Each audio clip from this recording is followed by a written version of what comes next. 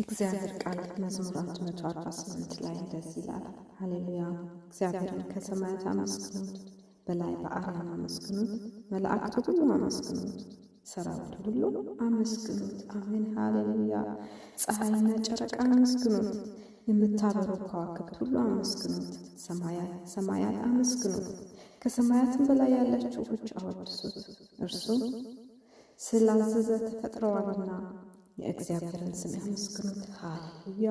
ከዘላለም እስከ ዘላለም አጸናቸው፣ የማይሻገር ደነገገላቸው። የባህሩ ውስጥ ግዙፍ ፍጥረትና ጥልቆች ሁሉ እግዚአብሔርን ከምድር አመስግኑት። እሳትና በረዶ፣ አመዳይና ጭጋግ፣ ትእዛዙንም የሚፈጽሙ አውሎ ነፋስ፣ ተራሮችና ኮረብቶች ሁሉ፣ የዛፍ ፍሬ ዛፎችና ዝግቦች ሁሉ፣ የዱር አራዊትና የቤት እንስሳት ሁሉ፣ መሳፍንትና የምድር ገዢዎች ሁሉ፣ ወጣትና ወንዶች፣ ደናግል፣ አረጋውያንና ልጆች ያመስግኑት። ሃሌሉያ! አሜን፣ ሃሌሉያ!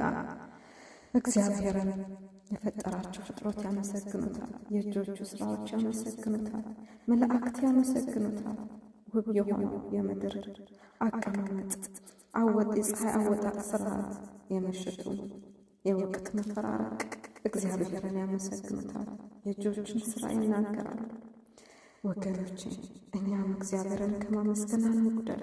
በመውጣታችን በመግባታችን፣ ጠዋት ስንነሳ ከአልጋችን ከእንቅልፋችን ቀስቅሶ ያስነሳንን እግዚአብሔርን፣ የሚያሰማራንን እግዚአብሔርን፣ ሃሌሉያ!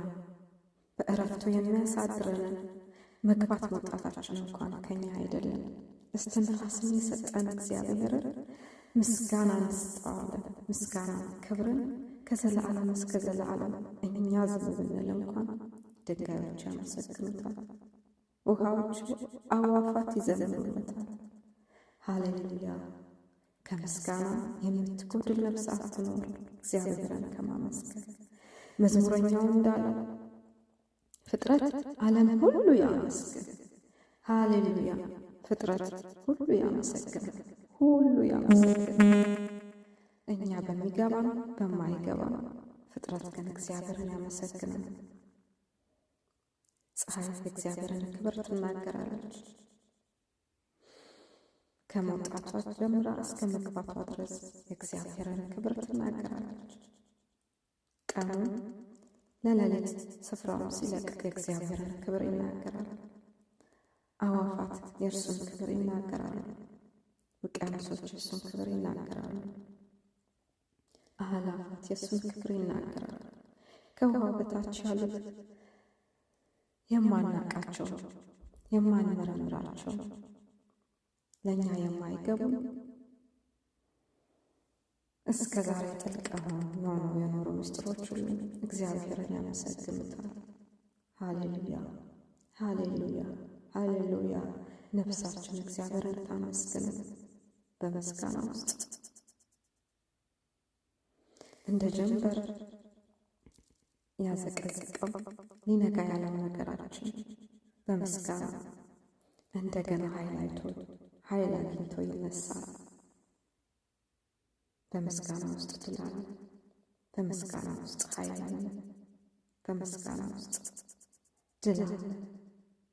በምስጋና ውስጥ ውበት አለ። እግዚአብሔርን አመስግኑት። ስለዚህ ዳዊት ይላል እግዚአብሔርን ፍጥረት ዓለም ሁሉ ያመስግን ይላል። እግዚአብሔርን ያመስግን ስለተፈጠረ፣ እግዚአብሔር በቃሉ ስለፈጠረው ነገር ብቻ እግዚአብሔርን ያመስግን ይላል። ዛሬ እኛ ስለተፈጠርንበት ነገር ሁሉ እግዚአብሔርን እናመስግን።